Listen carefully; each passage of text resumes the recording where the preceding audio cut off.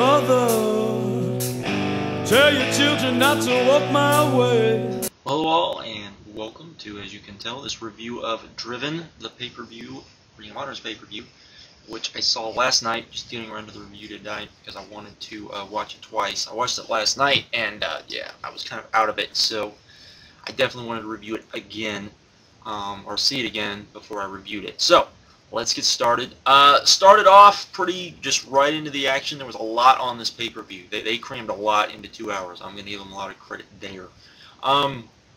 They started the show with Eric Stevens, Matt Cross from the Resilience faction coming out with Delirious and challenging the No Remorse Corps of Roderick Strong, Rocky Romero, and Davey Richards. And this was kind of an impromptu match. Started things off. Was a very, very good opener in my opinion. These guys definitely went at it. Pretty much what you would expect. Somewhat of a spot fest. Wasn't a real long match, but was just long enough. Was pretty well booked, and had a lot of great moves. Your basic, I mean, what I would say is this is what the X Division matches should be like. Or if you've seen, if you've seen a lot of TNA pay-per-views, pretty much the opening X Division matches. That's basically what this was. It was that good. It was pretty good opening match. My only real gripes with this were these two small little things. The first one was they started off with a promo when then they had all the guys on the mic. Well, the problem with that is that Ring of Honor, you've apparently making money. Will you please invest in a better PA system, please? Because I hate that I'm continually not being able to hear what the guys are saying due to the bad PA systems. Please, it makes you guys look far more, crappier than really what Ring of Honor is, and it really takes away from a lot of the stuff, in my opinion. After the match, the No Remorse Corps basically were beating up Cross, and giving him a pretty good beat down, and the fans were chanting Austin Aries, Austin Aries. Now the announcers during the match announced that the Resilience's leader, who was Austin Aries, I never said Austin Aries, at least I don't think so, was in attendance.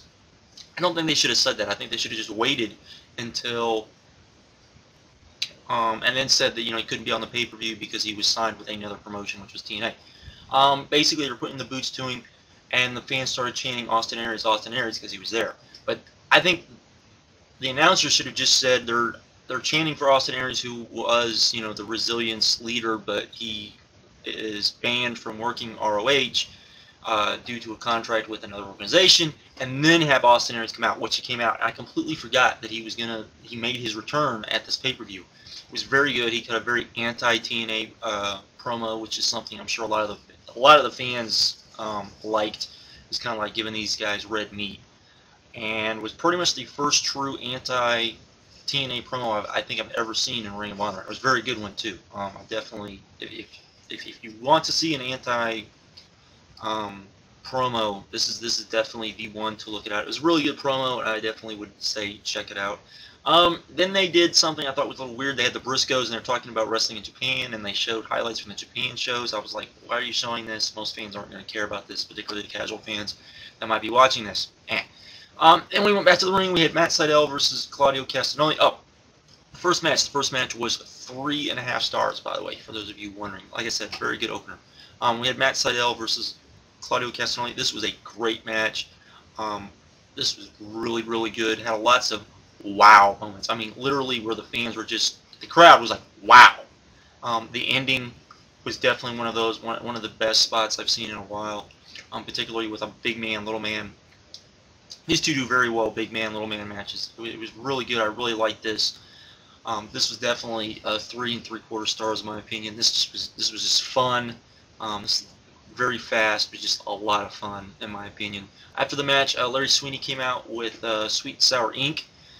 They came out, did a little promo with Seidel turning on Castagnoli and joining Sweet and Sour Inc. It wasn't that great of a promo. I think they would have done better doing it doing it in the back, but I guess it worked for what they were going for. It was a good average promo. From there, we went to BJ Witmer versus Fuji. I will be honest, this was a good match. This was a 3-star match, in my opinion.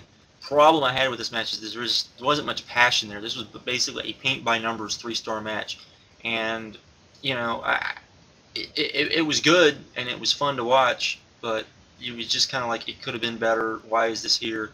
You know, it led to a storyline later on, which kind of makes a little more sense. But this was okay, in my opinion. I did like this. This was a good match. Like I said, 3 stars. After that, Pele Primo came out with Brent Albright, and Brent Albright basically spent about 3 minutes destroying Pele Primo, which is kind of what you would imagine. This was them basically showing off Brent Albright. Had no problem with this. Was definitely a squash match, but it was a quick, fast squash match, kind of what you would kind of expect with Primo basically getting just destroyed. Was a lot of fun though. Still would only give it a star. They didn't give it very much time, so there you go. Then we had Kevin Steen and Generico versus the Briscoes. This was a great match, as I'm sure most of you can already guess. This was just really awesome. Started off kind of slow, but picked up speed. It was really good. Definitely, you know, what we would expect from the Briscoes, particularly this year. They're going on an incredible run of just really great matches. 4.25 stars in my opinion. Just a lot of fun. I like this. Like I said, it started off a little too slow at points, but once it picked up, it was really going. Kevin Steen is the real deal in my opinion. He was flying around. A big man. I haven't seen a big man fly around like that in a long time. He's definitely worth checking out to just see that sort of things. Then we had another Larry Sweeney promo, it was a Larry Sweeney promo. It was better than the first promo, but it was backstage, so they probably had a better chance of, you know, getting it right. But it was still just kind of. Then we had Jimmy Rave promo as he was taking on Morishima. I didn't like that very much at all. I'm not a big Jimmy Rave fan. That's why I'm not a big Jimmy Rave fan. I don't think he's all that great on the mic. This was basically a squash match too, as we went to Jimmy Rave versus Morishima, and it just this was based. I mean, it wasn't really a squash match. It was more like your basic TV match where, you know, both guys got in what they needed to do, but it was just okay because they really didn't give it long enough to develop, and then Morishima just kind of won out of nowhere. But it was still good. I mean, it was still okay. 2 stars. From there, Adam Pearce. They went from there, and then they said, well, now we're going to go to Philadelphia because that's where Bryan Danielson versus Nigel McGuinness took place. And they did another Adam Pearce promo. For those of you that have seen the first Adam Pearce promo, this was just as good, maybe a little better, and kind of set up their new faction, which is the 3 Hangmen, I believe is the name of it. So this was good. Definitely another just really great promo to check out. Though I found this odd. They did the 3 Hangmen promo, but there was no. You would think there would be an Age of the Fall promo on here too, but there wasn't, which I found kind of odd. But what you gonna do? Then they go to Philly. Of course, we have Bryan Danielson versus Nigel McGuinness. This was a great match, no question about it. Probably, in my opinion, not a 5-star match. 4.5 stars. I give this. It had some pacing issues, in my opinion, which kind of took me out of the match at points. But other than that, this was just an amazing match, and definitely a match of the year contender. Not as good as the Danielson match in Japan on the Tokyo show, but it deserves to be mentioned up in there. And like I said, definitely is a 4.5-star match. And that was it. Another great pay-per-view from Ring of Honor. In my opinion, this was the best pay-per-view I've seen in probably 2 years. That's saying a lot because you're going back to TNA's really awesome 2005 run. That's what I think you have to go back to, and some of the really great pay-per-views they put on. But other than that, this was a great pay-per-view.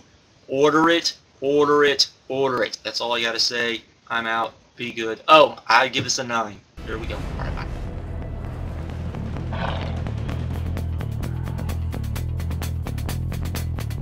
That's right.